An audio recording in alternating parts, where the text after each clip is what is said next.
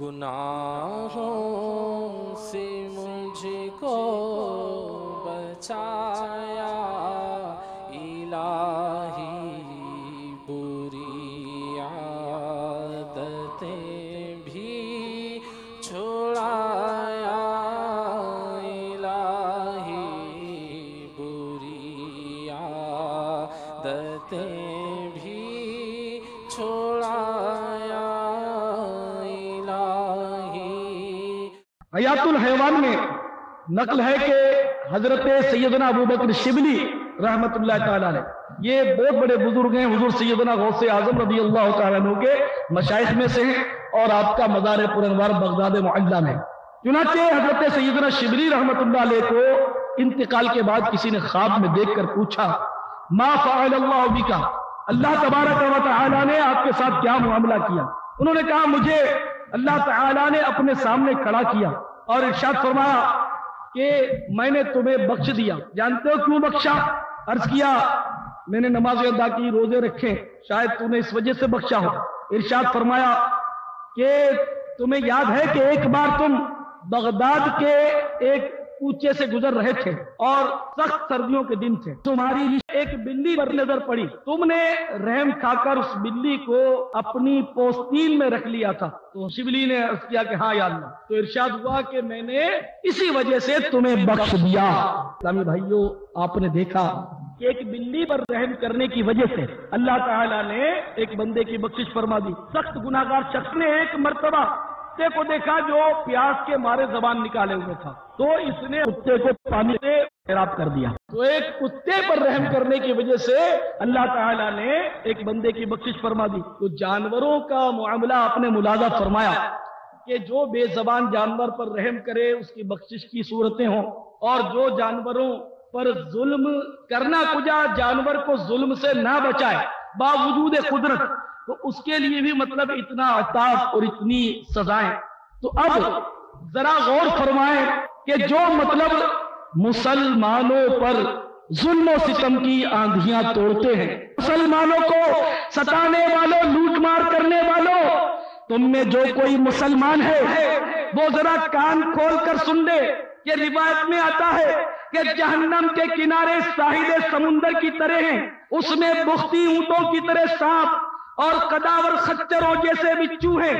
جب جہنمی عذاب کی وجہ سے چلائیں گے تو انہیں حکم دیا جائے گا کہ کناروں سے باہر نکلو۔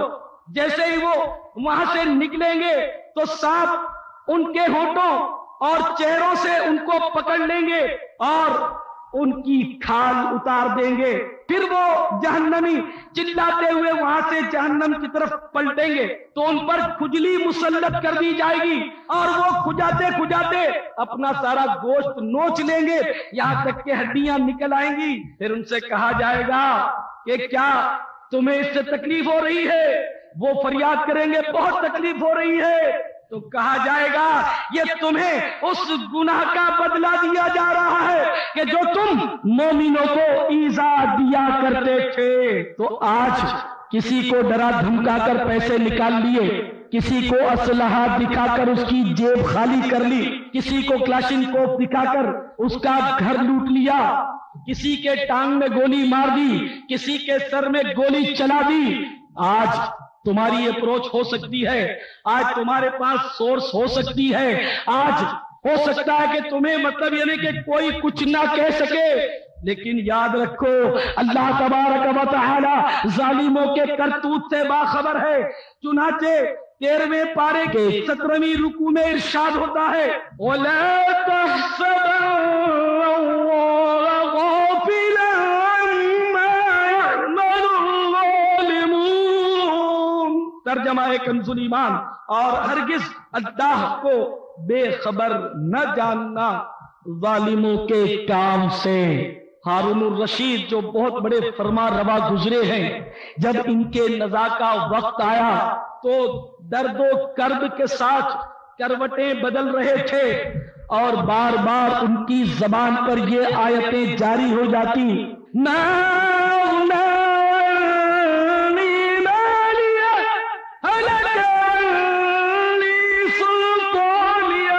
مجھے کام نہ آیا میرا مال، میرا سارا زور جاتا رہا۔ تو اے دہشت گردی کا بازار گرم کرنے والوں، اے ظلم و ستم کی آندھیاں چلانے والوں، اے مسلمانوں کا سکون برباد کرنے والوں، اے ڈکیتیاں کرنے والوں، چوریاں کرنے والوں، اے اسلحے کے بلبوتے پر مسلمانوں کو خوف زدہ کرنے والوں، آج کوئی بات نہیں، تمہارا کوئی نام لینے والا نہیں، لیکن یاد رکھو موت تمہارا سارا غرور توڑ کر رکھ دے گی۔ زمین میں تمہیں گہری قبر میں جب دفن کر دیا جائے گا، اگر اللہ تبارک و تعالی ناراض ہو گیا، اس کے پیارے محبوب صلی اللہ تعالی علیہ وسلم روٹھ گئے، تو تمہیں قہر و غضب سے تمہارا اسلحہ نہیں بچا سکے گا، تمہیں تمہاری سورس نہیں بچا سکے گی، تمہاری رشوت تمہاری خلاصی نہیں کروا سکے گی۔ اگر اللہ تعالی ناراض ہو گیا تو کیا کرو گے؟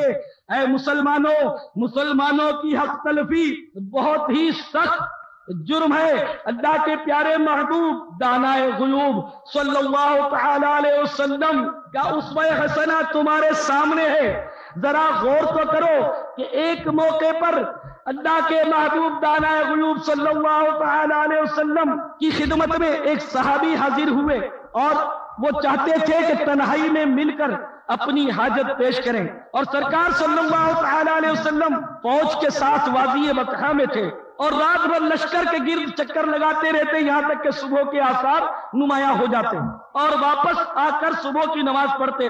ایک رات آپ نے اسی طرح چکر نہ لگایا یہاں تک کہ صبح صادق ہو گئی۔ پھر آپ سواری پر سوار ہوئے تو اس شخص نے سواری کی مہار پکڑ لی اور عرض کیا یا رسول اللہ صلی اللہ تعالی علیہ وسلم، مجھے آپ سے ایک ضروری کام ہے۔ ارشاد فرمایا کہ مجھے مت روکو، مگر اس نے مہار نہیں چھوڑی۔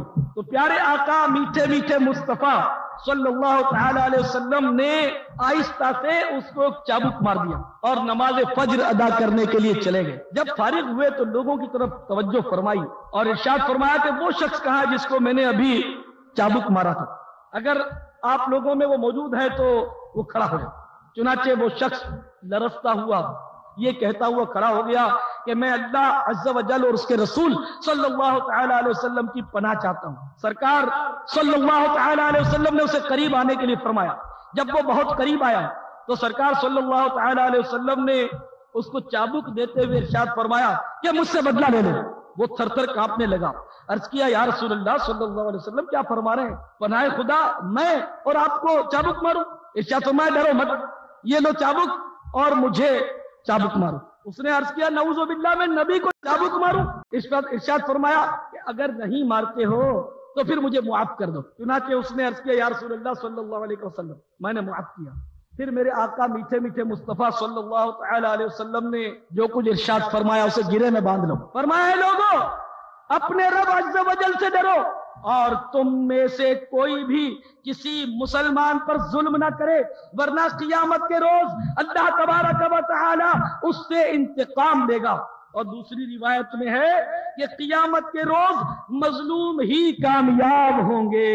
اب مظلوم کس طرح کامیاب ہوں گے؟ حضرت سیدنا ابو ہریرہ رضی اللہ تعالیٰ عنہ سے مروی ہے کہ سرکار نامدار شہنشاہ علی وقار، مدینے کے تاجدار، رسولوں کے سالار، نبیوں کے سردار، شہنشاہ والا تبار، شفیع روز شمار جناب احمد مختار صلی اللہ تعالیٰ علیہ وسلم نے ارشاد فرمایا کہ جس نے اپنے بھائی کی عزت و ناموس یا مال کے حوالے سے ظلم کر رکھا ہو تو اسے آج کے دن معاف کروا لے، یعنی قیامت سے پہلے کہ جب نہ دینار ہوگا نہ درہم، اگر اس کا کوئی نیک عمل ہوگا تو وہ ظلم کے بدلے میں اس سے لے لیا جائے گا، اور اگر اس کے پاس کوئی نیک عمل نہ ہوا تو پھر مظلوم کی برائیاں ظالم پر ڈال دی جائیں گی۔ سیدنا ابو ہریرہ رضی اللہ تعالیٰ عنہ سے ایک دوسری روایت ہے کہ سرکار نامدار شہنشاہ ذی وقار صلی اللہ تعالیٰ علیہ وسلم نے ارشاد فرمایا کیا تم جانتے ہو کہ مفلس کون ہے؟ عرض کیا گیا مفلس وہ ہے جس کے پاس دینار و درہم اور مال وغیرہ نہ ہو۔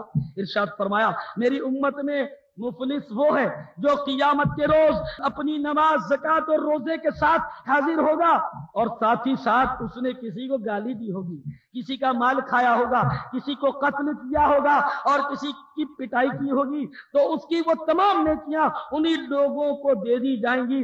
और अगर इन नेकियों से हक फिर भी अदा ना हुआ तो फिर उन लोगों के गुनाह इसके खाते में डालकर इसे जहन्नम में फेंक दिया जाएगा। अल अमान, अल अमान, अल अमान। तो ऐ डकैतियां मारने वालों, ऐ चोरियां करने वालों, ऐ मिलावट वाला माल बेचकर मुहज्जब तरीके पर लोगों की सेहत और दौलत से खेलने वालों, कान खोलकर सुन लो। हदीस पाक में आता है, जिसने किसी का थोड़ा सा माल भी चुराया, क़ियामत के रोज उस माल को अपनी गर्दन में आग के तौक की शक्ल में लटका कर आएगा। और जिसने थोड़ा सा भी माल हराम खाया तो उसके पेट में आग सुलगाई जाएगी और उसकी ऐसी खौफनाक आवाज होगी कि जिस दिन सारी मखलूक अपनी कब्रों से उठेगी, सब लरज उठेंगे, यहाँ तक के अहकमुल हाकिमीन अल्लाह तबारक व तआला जल्ल मज्दहू लोगों के सामने जो भी फैसला फरमाए।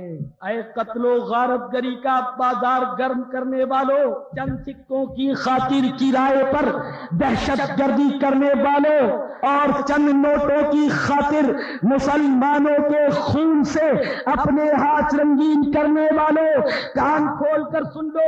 अल्लाह तबारक व तआला इरशाद फरमाता है, और जो कोई मुसलमान को जानबूझकर कत्ल करे तो उसका बदला जहन्नम है, मुद्दतों उसमें रहे। और अल्लाह अज़्ज़ व जल ने उस पर गज़ब किया और उस पर लानत की और उसके लिए तैयार रखा बड़ा अज़ाब। डाकुओं, चोरों, डकैतों, उचक्कों, सबके सब सुन लो, अगर तुमने दौलत देकर या दौलत के सबब या किसी और जाती दुश्मनी के सबब या जमीन के झगड़े में या जायदाद के झगड़े में किसी मुसलमान के कत्ल के लिए किसी को मुकर्रर किया या किसी को इशारा किया तो तुम भी कहीं के न रहोगे। गुनाहों से मुझको बचाया इलाही, बुरी आदतें भी छुड़ाया इलाही, बुरी आदतें भी छुड़ाया।